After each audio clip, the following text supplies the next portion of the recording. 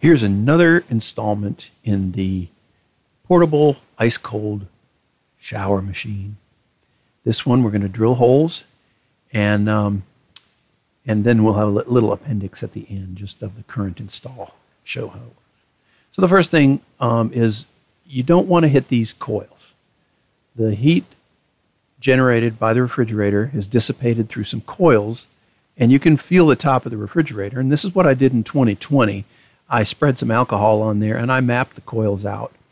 And that made it so that I could know where to drill without hitting those heat dissipation coils. So this is the existing one. And what I did is I used a Dremel and hand picked through, because I didn't want to hit those coils, because if you hit them, you'll ruin the refrigerator immediately. It's nothing but trash at that point. Sound like the voice of experience? Anyway, that was the old one. Now here we are, present day, and I plugged it in and I made sure it was chilling, which it was. And then I felt the top of the refrigerator, and I could feel kind of where the coils were. This one was a little bit less specific than that other refrigerator. And rather than map out the coils specifically, I decided I would choose a location and just carefully drill. And if it turned out I hit something, I would just choose a new location. So this is the heat exchanger, which will go on the top. The refrigerator is upside down now, as you probably can tell. And I want to mark the width, spacing between them. And so I'm just going to draw a little line here, and then measure in a certain distance to make it uniform. And the drill bit is poking through just a little bit, so it'll go right through the plastic. And then I'm going to drill a little bit.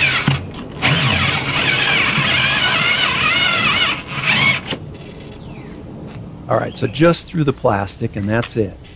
And then I'm going to do it by hand. I'm just going to twist this hole saw in by hand, and I could feel it if it hit something other than the foam. The foam is very soft. You can feel what you're hitting. If I had anything else, I'm sure I would be able to feel it, and then I would stop, and I would ruin the refrigerator. So that's about the right depth. So let me just pull this plug of foam out.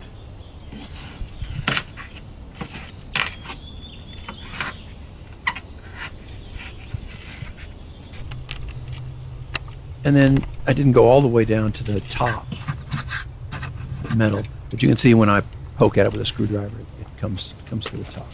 So that's one done. Let me do the other one real quick.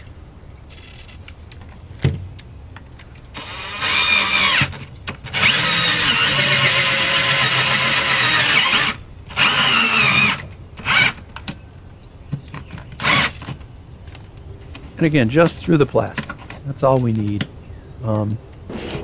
And then by hand again. Didn't feel anything, so I'm not tearing into any pipes. Pop this plug out, and we're good to go. So now what I need to do is drill through to the top, so that I can turn it over and drill from the top down. If I drilled all the way through here.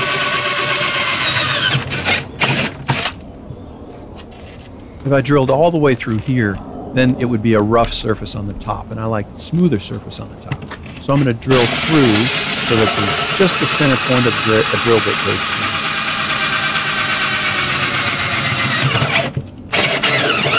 Okay, so now when I turn over the fridge, I can see those two holes, and I'm going to drill out from the top down to make a nice smooth.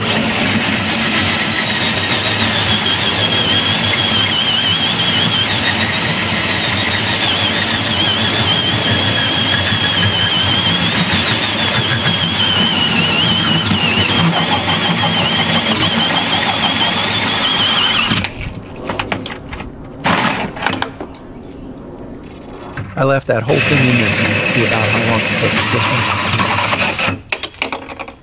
took. Cut it short so you can just get it on. So there we are, two holes, spaced properly for the heat exchanger. So we're all set.